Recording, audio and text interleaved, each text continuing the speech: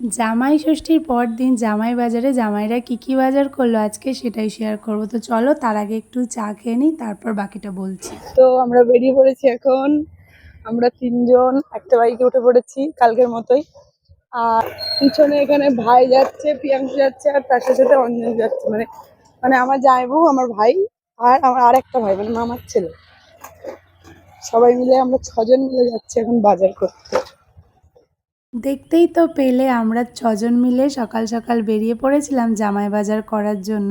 আমাদের মতোই আরও অনেক জামাই এসেছিল জামাই বাজার করতে, তাই আজ বাজারে অন্য দিনের তুলনায় কিন্তু ভিড়টা একটু বেশিই ছিল।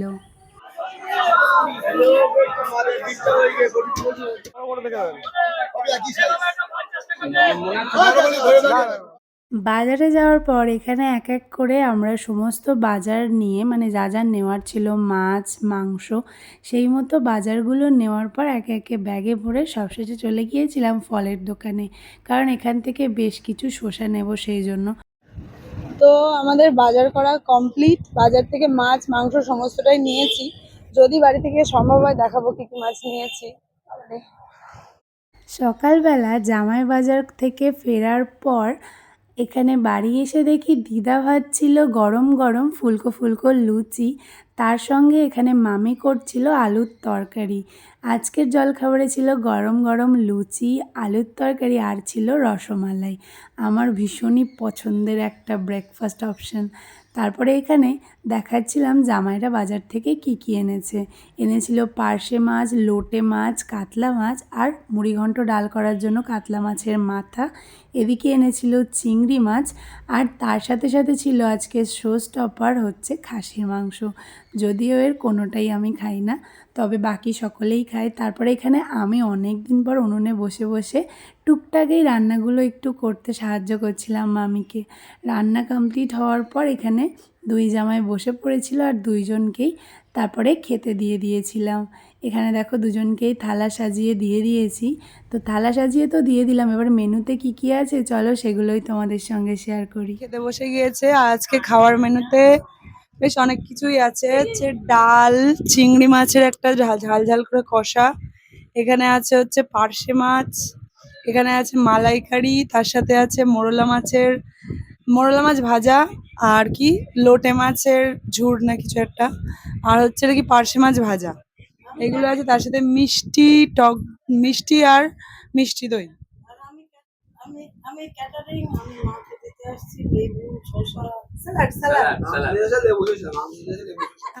আমার দিদা ক্যাটারিং স্যালাড আর শসা দিতে এসছে।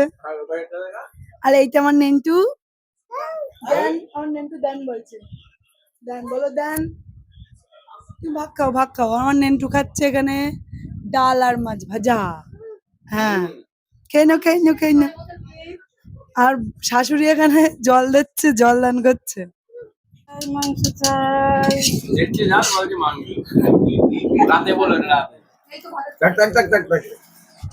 আমার দিদা এখানে ডাল দিচ্ছে আর বলছে মাংস।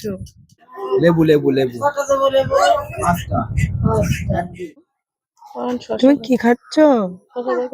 কি খাচ্ছ বাবা? আমার একটু দাও, আমার একটু দাও। দেখিয়ে দিল, আমার একটু দাও, আমার তো দাও, আমার তো দাও। তো আজকে বিকালেও বেরিয়ে পড়লাম আমরা তিনজন মিলে। সবাই যাওয়ার কথা ছিল, কিন্তু ওয়েদারটা সেই ঠিক মতো ছিল না, বৃষ্টি হয় কিনা, ওই জন্য বাচ্চাদের নিয়ে কেউ আর বেরোয়নি।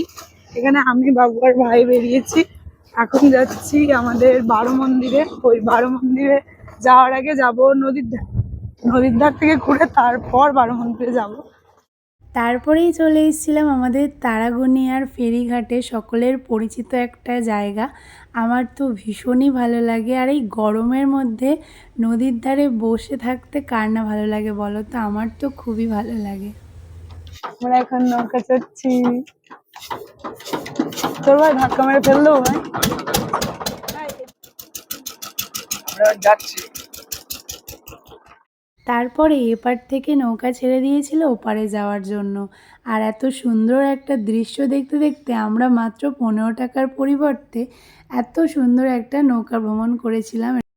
তাওয়ালি মারছে, বাবু তো সাঁতার কাটতেই জানে না, নৌকা চালাচ্ছি ওর নৌকা চালাচ্ছে এখন। দেখ দিদি দেখ, তোরা তো আসলি না, তোরা শুধু দেখ। আনতে আনতে চা খাওয়া শুরু করে দিলি। আমরা এখন নদীর এপারে এসে নৌকাটা মানে বেশ ফাঁকা ফাঁকা আছে, লোকজনও সেরকম নেই। তো দোকান থেকে ভাই নিয়ে এসছে গিয়ে দুধ চা, 3 জনের জন্য 3 কাপ। তো দুধ চা খাচ্ছি নৌকায় বসে বসে, আর চারিদিকটা বেশ শান্তশিষ্ট, বেশ ভালো লাগছে। আর যারা যারা আসেনি তারা অনেক কিছু মিস করলো। তো চলো খাই। নৌকায় বসে চা খাওয়ার পর ওপার থেকে নৌকা ছেড়ে দিয়েছিল এপারে আসার জন্য।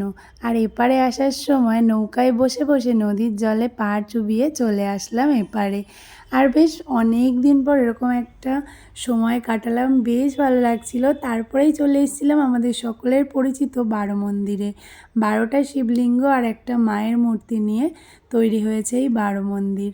ছোট থেকেই এইখানে আমি একটা আলাদাই শান্তি খুঁজে পাই। এখানে আসার পর বেশ অনেকক্ষণ সময় কাটালাম। সমস্ত শিব ঠাকুরের যে মানে শিবলিঙ্গগুলো ছিল সেইখানে গিয়ে প্রণাম করলাম। তারপরেই আমরা ওখান থেকে বেরিয়ে পড়েছিলাম আরও একটা জায়গায় যাওয়ার জন্য। আমরা এখন চলে এসেছি মিন্টু পার্কের ক্যাফেতে। 12 মন্দির ঘুরে টুরে, যেহেতু বাড়িতে গিয়ে এখন সেভাবে কোনো কাজ নেই, তো ক্যাফেতে আসলাম। সেখানে একটু বসবো, একটু চা টা খাবো, তারপর বাড়িতে যাব। ওখানে যাওয়ার পর আমরা 3জন 3টে চকলেট চা অর্ডার করেছিলাম, আর এটাই দিয়ে গিয়েছিল, সেটাই বসে বসে খেলাম। অবস্থাটা শুধু দেখো, মানে সারা দিক ঘুরছি, কিছু মনে হচ্ছে না। যেই এই রাস্তায় ঢুকছি, মানে যাবো কিভাবে এইটা ভেবেই ভয় লাগছে। তো বাড়িতে চলে এসেছি এখন, আর এখন সবাই বসে বসে মানে সবাই একসাথে বসে গল্প করছি। তার সাথে সাথে আগের দিনে যে গিফট গুলো ছিল, মানে যে জামা প্যান্ট গুলো নেওয়া হয়েছিল সবার জন্য, সেগুলোই এখানে সবাই ট্রায়াল দিচ্ছে যে ঠিকঠাক হচ্ছে কিনা। দাও একটা ভাগনার, দাও একটা আম, দাও ভাই, খাও।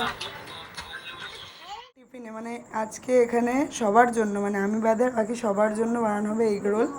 তাই জন্য এখানে প্রথমেই রুটিগুলো করে নেওয়া হয়েছে, এদিকে চাটু গরম হচ্ছে, এবার এক এক করে এগ রোলগুলো ভাজা হবে।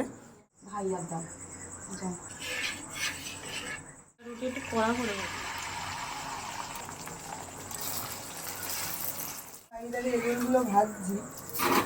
আর বাড়িতে বেশ অনেক দিন, মানে আগে আমি যখন আমার বিয়ের আগে বাড়িতে প্রায় দিন সবাইকে এগ রোল করে করে খাওয়াতাম। আজ বিয়ের অনেক দিন পর, মানে বেশ কয়েক মাস কেটে গেছে, তারপর জামাই ষষ্ঠীতে এসে আবারও সবাইকে এগ রোল করে খাওয়াচ্ছি।